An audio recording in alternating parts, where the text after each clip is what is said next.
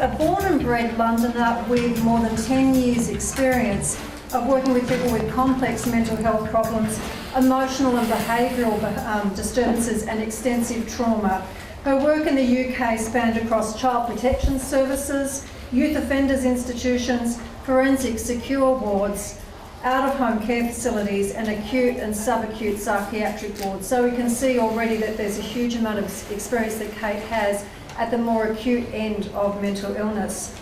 Kate moved to Australia about 5 years ago and her passion has grown for community-based mental health, especially for young people.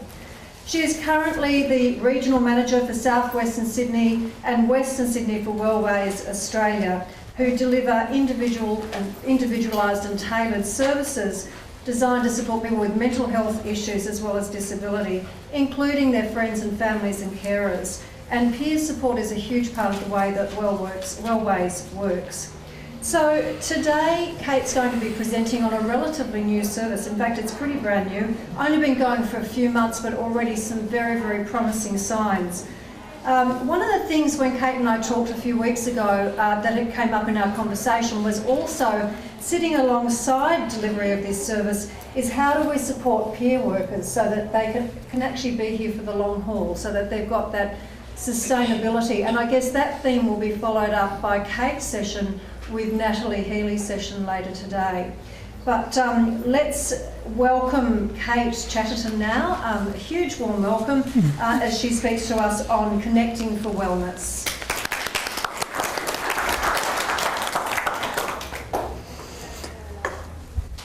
Thank you, Sharon.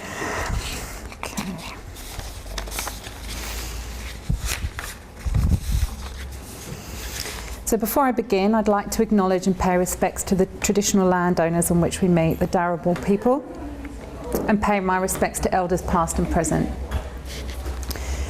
Thank you to the PHN for inviting me to speak today, and thank you also to the PHN for acknowledging the value of peer-supported programs and investing in them. Wellways are proud to be delivering Connect for Wellness and appreciate the opportunity today to speak about the program. So, oh, where's my clicky thing? Just here. Sorry. There you go. I know you all love PowerPoint, so yeah. Okay. So who are Wellways? We're a leading non-for-profit organisation dedicated to ensuring all Australians lead active and fulfilling lives in their community. We advocate for change, ensuring people can access the best possible care and information when they need it. We advocate at multiple different levels, community levels and at state and federal level also. We have a wide range of services for people including youth, older Australians and those with mental health concerns and disabilities and those requiring community care.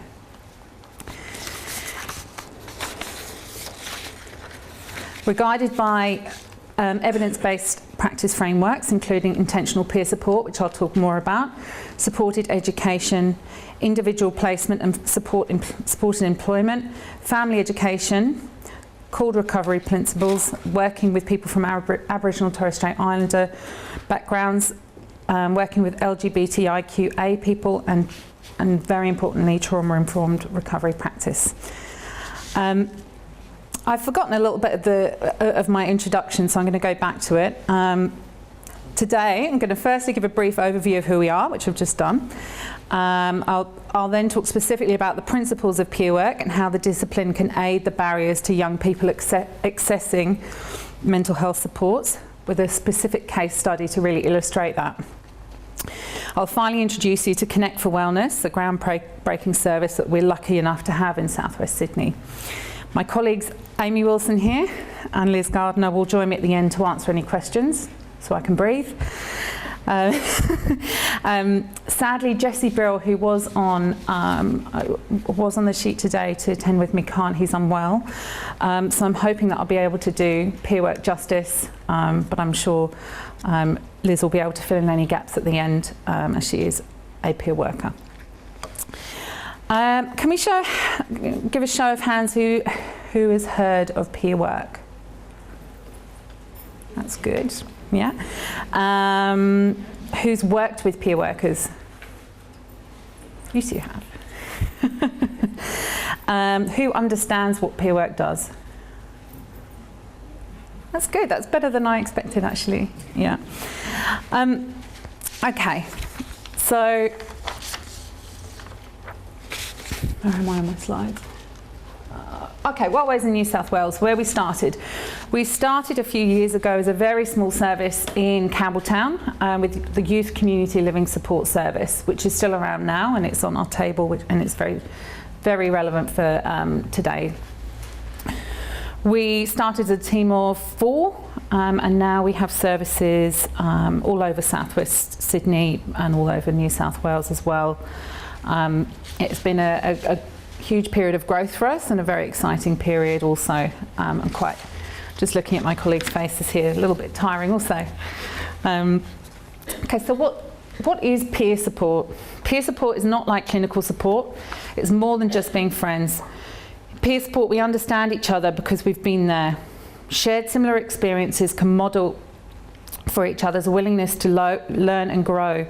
We come together with the intention of changing unhelpful patterns, getting out of stuck places, and building relationships that are respectful, mutually responsible, and potentially mutually transforming. This allows us to try our new behaviours with one another and move beyond the illness culture in which we are defined as sick and disabled into a culture of health and ability. That's a quote by Sherry Mead and Mary Ellen Copeland, who are some really leading in the peer work, in the area of peer work. So why do we have peer work? Really, wisdom gained from struggle in life, wisdom gained from struggle in life is affirming and educative. Peer workers offer optimism and hope for people living with mental illness and their carers. Have to excuse me, my papers. Okay, so I'm going to talk next about the barriers to professional help seeking in young people. I'm sure many professionals in the room will be familiar with this, but I want to briefly highlight some of them anyway. So we have confidentiality fears. You know, adults, they all talk to each other. If my friends find out, I wouldn't trust them. Even though they say they won't tell anyone, they usually do. These are the kind of themes that often young people struggle to shift from when seeking help. They don't like talking to strangers. Who wants to tell their personal problems to strangers? I don't know them, it could be creepy, wouldn't feel comfortable. I can only get help from people I'm close to. A big one, as we know, is stigma. People might see where you're going, they might know, they might find out I'm crazy. People might, I wouldn't want other people to find out I was having problems. So there's also what Dr. Cargreg spoke about this morning, emotional competence. So finding the words to actually describe what's going on for young people is very difficult, particularly, as we've mentioned, it's not integrated strongly into schooling. So I'd be embarrassed, I wouldn't know what to say to them, I wouldn't know how to talk to them, how would I even start? I might completely lose it when I speak to them. And we have self-reliance, so other people can't help you with your problems, you can only help yourself. You should work things out yourself. Most people I can't get my words out, I'm so sorry. Reliance on friends and family. This was also mentioned this morning by Dr. Cargreg. So why is peer work so helpful for young people with mental health problems? So as we know, peer work, young people are very sensitive to authority and power imbalance. Peer work actively removes any power imbalance in the relationship, thus addressing barriers associated with mistrust of mental health professionals. Young people are highly influenced by their natural peer support, so peer workers are relatable and can bridge this gap to an extent. Young people can smell non-authentic professionals a mile off. They have I'm pretty sure, an inbuilt system where if someone's not being authentic in the room, they're not interested. So we also know that young people have often had previously bad experiences, which Joanna talked about this morning. And And there are gaps in the system, which unfortunately can lead young people to feel burnt and not trusting the mental health professionals with whom they are expected to seek help from.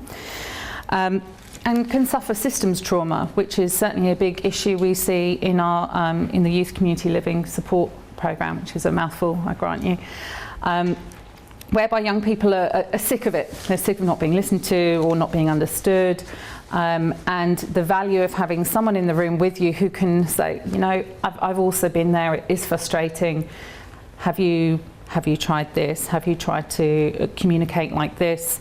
And for them to really appreciate that the person they're talking to has had similar struggles to them, and has walked a really troubling journey, and particularly with young people, they really respect that. Okay, I'm going to talk about a young lady called Hayley, who has been with Wellways for 2 years.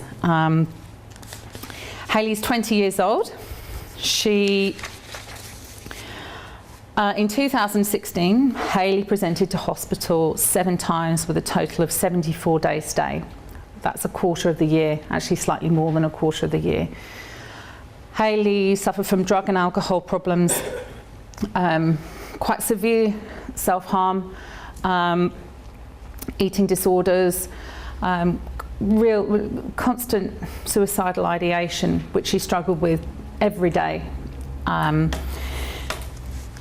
She was referred to the Youth Community Living Support Service from the Community Mental Health team with a diagnosis of borderline personality disorder.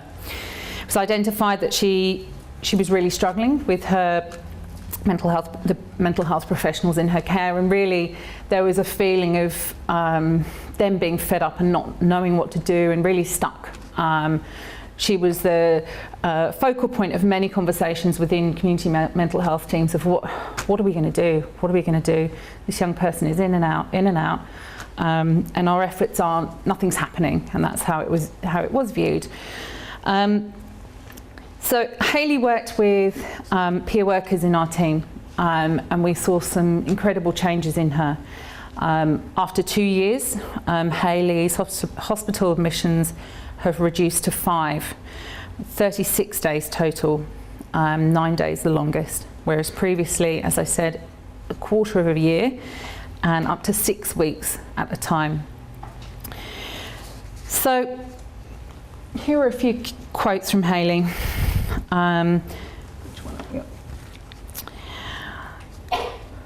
It's now in June 2018. I haven't had an admission in hospital since last year. I'm close to getting my licence, and I'm about to finish a TAFE course in community services. Now I have a casual job as a peer worker and facilitator for my recovery with Wellways. I'll talk about that a bit shortly. Although I'm struggling a bit with my illness, I'm managing it a lot better than I was before. I've learned to be more aware of my triggers and what makes me well. I still have a long way to go, but I'm on the right track. So Hayley actually now works with Wellways part-time, as we've said that. She is paid as a facilitator of our peer-led education groups. She no longer needs our service, which is fantastic, and being told bye-bye by young people is one of the best parts of the job in the nicest possible way. She really illustrates just the value of peer work and how it was pivotal in her recovery journey. Okay.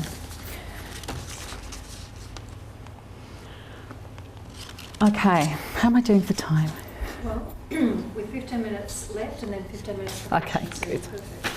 I practiced this twice, and one took 45 minutes and one took 20, so I wasn't quite sure how I'd go. And you might have guessed, public speaking really isn't my forte.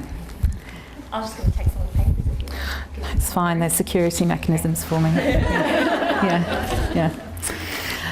This is part of my professional development, my general manager has told me, so public speaking, it might be the end of me, however. They say it gets easier. Okay, Connect for Wellness, as I mentioned at the start, really is a very exciting service. So it's a peer and psychological support service. It really is the first of its kind. And I think the reason I've spoken specifically about the barriers young people face accessing mental health supports is to illustrate just how well this actually bridges those struggles. Okay. So what is Connect for Wellness? Connect for Wellness offers support to people who experience serious and ongoing mental health issues. The program provides access to free psychological services and a peer worker to support the participants in their recovery. The aim is to assist participants to access therapy and psychological services that they have not traditionally accessed, and to decrease risk of hospitalisation or deterioration in their condition.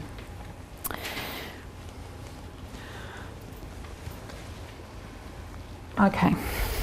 Connect for Wellness offers support to people who experience severe and persistent mental health problems.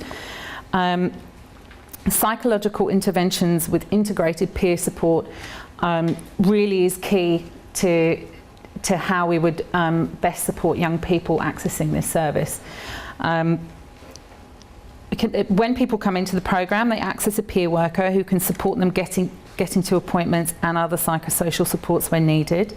They can access up to 20 appointments, sessions with a psychologist. So if a young person is referred, it might be that they are not ready to see a psychologist. They don't feel that it's necessarily what they need at that point in time, or the things that I've mentioned before around being burned, around feeling let down, overwhelmed, worried about stigma, any of these. Having a peer worker who they can talk to initially and to support them through their journey into psychological therapy, if they choose to, is really important and really quite unique to this program. So, who can access Connect for Wellness?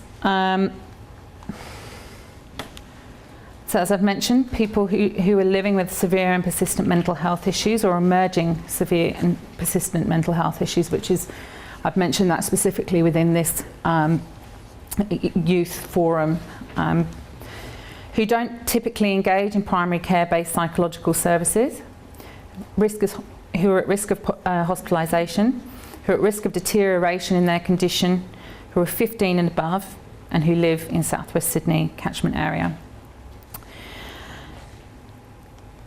What can young people expect from the program?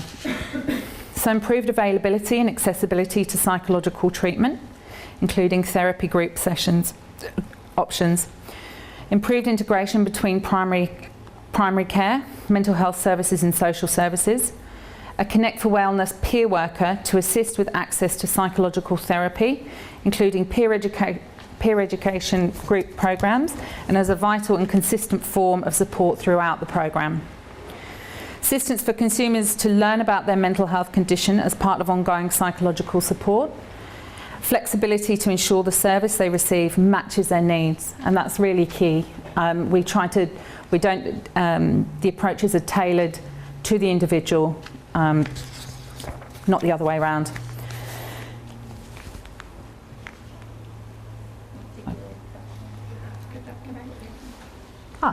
Thank you. Interventions, as you can see up here, psychological interventions are conducted by qualified psychologists. I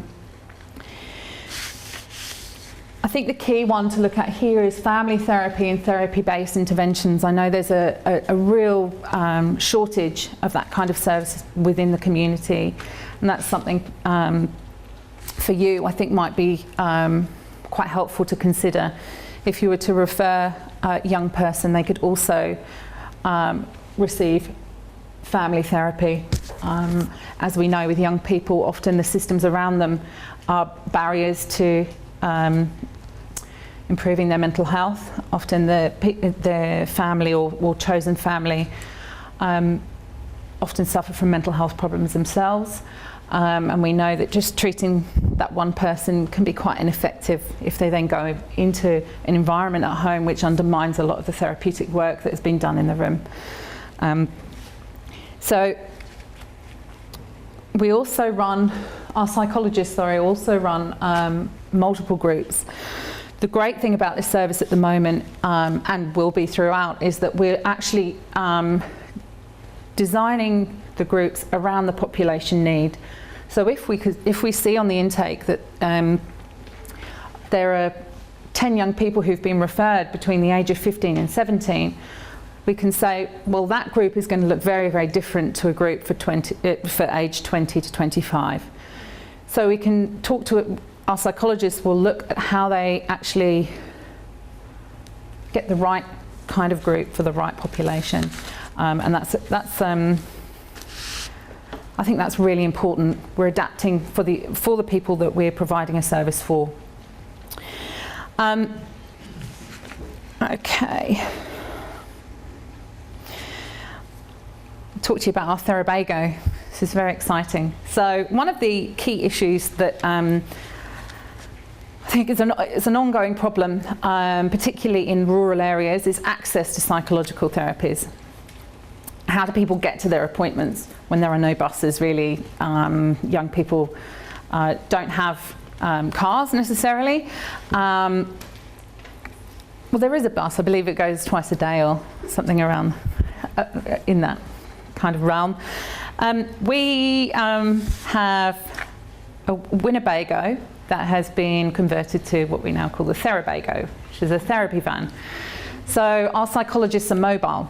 So they can actually go into the communities which are least able to access mental health supports. The van doesn't have mental health all over it. It's completely unlabelled. So it's not increasing the stigma. It's actually a very, very practical way of broaching that very obvious problem.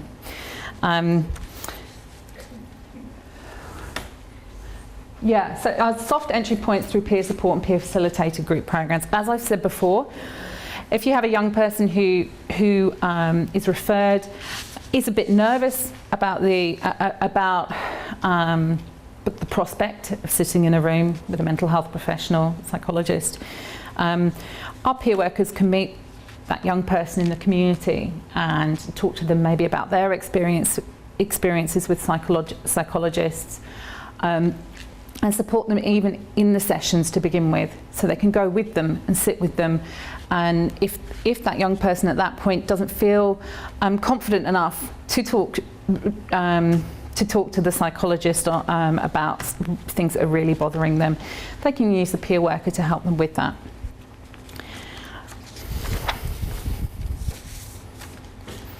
Frankie. Frankie is our therapy support dog. He's my dog, but he's used by Wellways. Frankie assists in our peer-led education groups. So we run four peer-led education groups. These are separate to the psychologist groups. So we've got the psychologists run multiple different groups, as I've mentioned, DBT, CBT, mindfulness. Wellways peer workers run My Recovery, Building a Future, Wellways to Work and Optimal Health. Have I got time to talk about these? Probably not. Well, you've got another 5 minutes. No, I don't. Okay. We've got questions after. Yeah, we've got leaflets on the Wellways table that actually give all the information you'll need about those groups. They're run all over Southwest Sydney. There'll be one running at the end of the month. How many in at one time? Yes, yeah, there'll be up to 10 groups running over all of Southwest Sydney concurrently. So there's plenty. Even if a young person isn't ready to see a psychologist, they can access our peer education groups and then think about it later. Okay, the big thing: how can you refer? So So we have provisional non-GP referrals to Connect for Wellness. They can come from Southwest Sydney PHN approved non-GP referrers. These can be FACS, Justice, schools, community mental health, day-to-day living centres. So at that point, they don't need the GP referral in writing. We have 3 sessions with them. The psychologists have up to 3 sessions with them as a flexible period for them to then go to the GP to get the referral. That's really key because young people don't like going to the GP as a general rule. I don't like going to the GP. So our peer workers can actually support them getting to the GP, which is really helpful. Okay. Here, it's really easy to make those referrals. We've got the Southwest Sydney PHN website. We have the intake line, and we've also got Connect for Wellways at wellways.org, where those referrals can be made. Okay, I think I'm finished. Yeah, so I'm hoping I've covered everything, despite being highly anxious.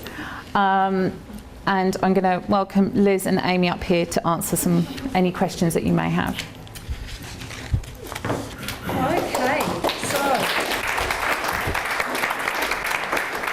can I say this is just the first round of applause because there's a huge amount that we've got out of your presentation so far. Now, there is an opportunity to ask questions. We've got enough time. Question number 1. And can I just ask that you state your name, what role you have and where you're from? Hi, I'm Anne and I'm a psychologist. I've been hanging around the Wallandilly MacArthur area for about 30 years, so I'm just sort of like one of those old type of fogies. Now what I want to ask is, 1, when and where are you holding this program in Wallandilly? And 2, I have got quite a few people in mind, young people in mind, that would be fantastic peer support people in Wallandilly and also soft entry point. So when can we talk? Immediately. Yeah.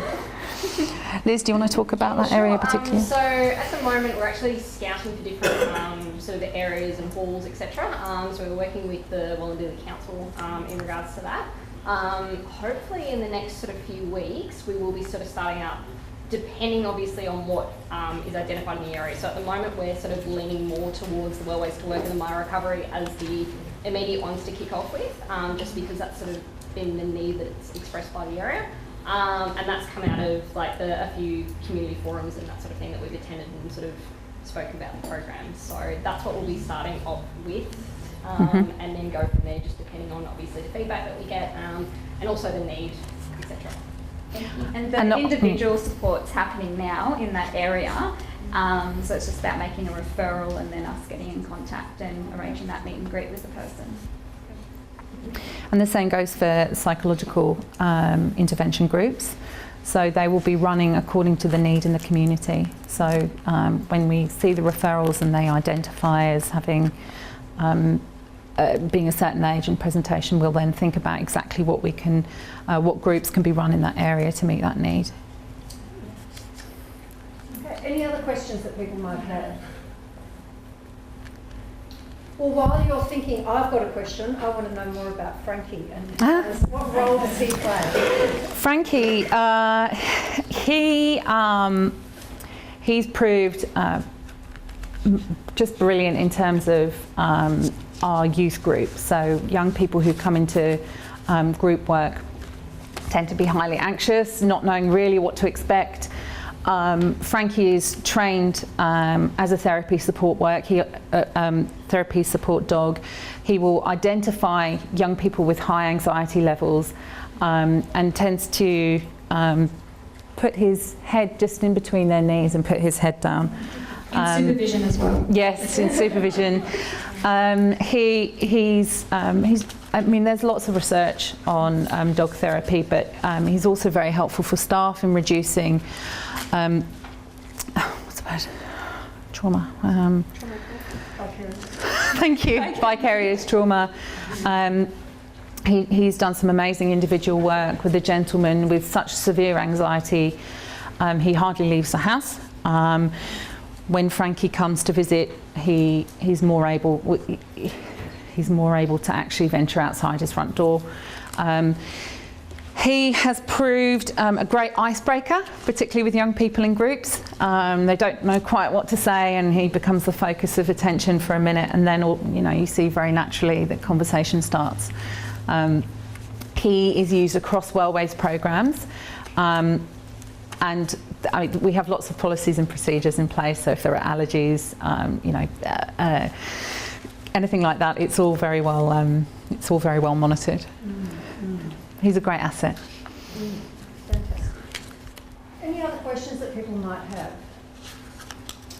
Amanda.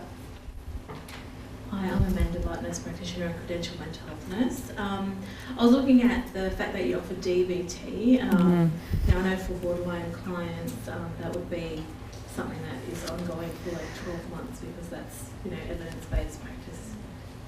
How do you divide the 20 sessions and is it enough? I don't think any one intervention is necessarily enough for one person, first of all. I don't think it's reasonable to expect that everything will be perfectly fine after attending DBT group, for example, for a year. However, if somebody is attending to the group, which we're starting running next week, DBT group in Campbelltown, there's still room for referrals. Work can continue beyond that, so there's no reason that we can't carry on working with that young person. What was the rest of the question? Sorry. With the 20 sessions, because I know with DBT programs they need to go for at least 12 months and need to be weekly sessions, face-to-face, individual and a group session. So how do the sessions account for all of that? You mean the 20 sessions? Yes. Ah, I see. That's 20 individual sessions. So the group sessions aren't included within those individual sessions. And is there scope for more than 20? Yes. Given the need? Yeah. I think, Chris, wake up. Yes, there is scope for more than 20. If there's, we'll look at case-by-case basis. Is that fair to say, Chris? Sorry, Kate. More than 20 sessions question. Yeah, I said case-by-case, Nick. Based on reviews, so I mean, it's a case-by-case basis, but we know that some young people, adults, might have a need that exceeds that, so based on review, absolutely there's flexibility. Mm-hmm. I think there was a question over here as well.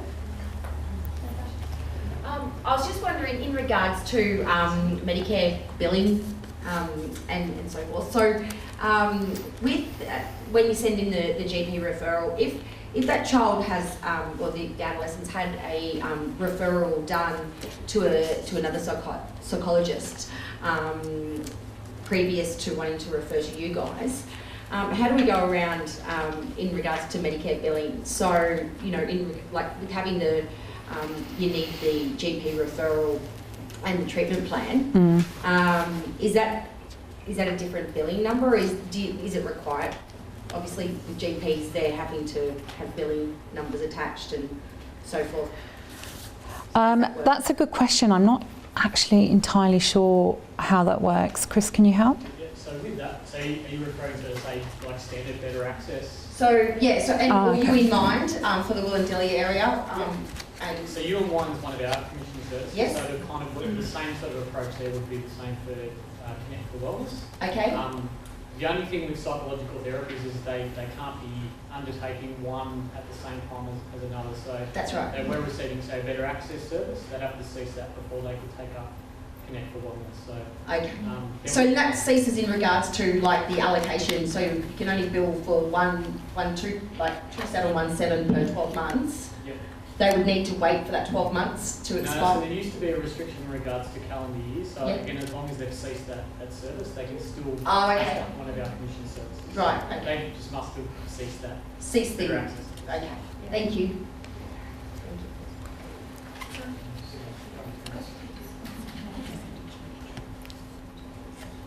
Right, any other questions? We definitely have time for some more questions. I think down the back there, was there a hand up? No, I just imagined it. I've got another question. It does relate back to Frankie again. I'm sure there are people sitting in this room thinking that we probably need mental health therapy dogs in every school and every youth club. Really, we just need them everywhere, don't we? And probably a few horses as well. Some of us might be in agreement with that with our equine therapist here. I think a question that we might be interested in knowing is what is the process for a creature like Frankie to become a therapy dog? It's reasonably involved depending on the dog you have. Frankie was naturally a very docile dog, very intuitive and quite unusually so. So his training wasn't as challenging as it can be. The training, he went through a trainer called Tessa Stowe. She does some incredible work with victims of sexual assault, sexual abuse, giving evidence in court, and her dogs sit with victims and support them through that process. So she was the trainer, and her organisation is called Canine Support. There are other organisations, I believe. One of our other therapy dogs, Gizmo, up in northern New South Wales. I should have put a photo of Giz up there. My colleague will be really annoyed with me. He was trained through somebody else, and I can't remember that organisation's name. What I will say is that there is a difference between Delta dogs and therapy dogs. Therapy dogs are trained in more depth, and the tests for them are quite strict. They have to be able to fulfil quite a number of categories to be credentialed. If you wanted to access a therapy dog, there are some websites. I can send some more information around. In terms of training one yourself, the cost, it's quite expensive. Wellways thankfully covered those expenses. I'll have to send through the website addresses for that. And I know that there are some organisations who just bring the dog out to services. If I had the time, I would do that a lot more, but because you need to be there as the handler, it would mean that I wouldn't be able to do anything else. Although I quite like the idea of it, actually. I think there's a few of us that like the idea of that, right? It's going to be a cake-shaped hole at the back of that room, isn't it? Yeah. I think there are a lot of people writing down the names of places to train up a therapy dog. Any other questions that we might have at this point? Do you want to talk about the ILC? I'll just quickly talk about the ILC. So there's some flyers and stuff if there's any left out on our table. So Wellways also received a grant for funding to run community education workshops. So this is educating the regular community outside of the mental health sector as well as within services. So it comes under the NDIS funding, so rather than people who aren't getting those NDIS individual packaging, it's sort of a flipped way around where it's about let's close some of those psychosocial gaps that are creating some of those psychosocial disabilities and preventing people to be able to access the community. So it's about educating, going around to different businesses and companies and saying what can you do to improve and close some of those gaps, and it's actually delivered by people with lived experiences who share their story about the barriers that they've had in accessing the community, and starts a conversation within those things. So that's a free workshop that we have to run a lot of across the area. So grab one, book one. I think it's really, really good. Okay. Any other questions at all that have come up? No? Okay. Well, please join me in thanking Kate Chatterton for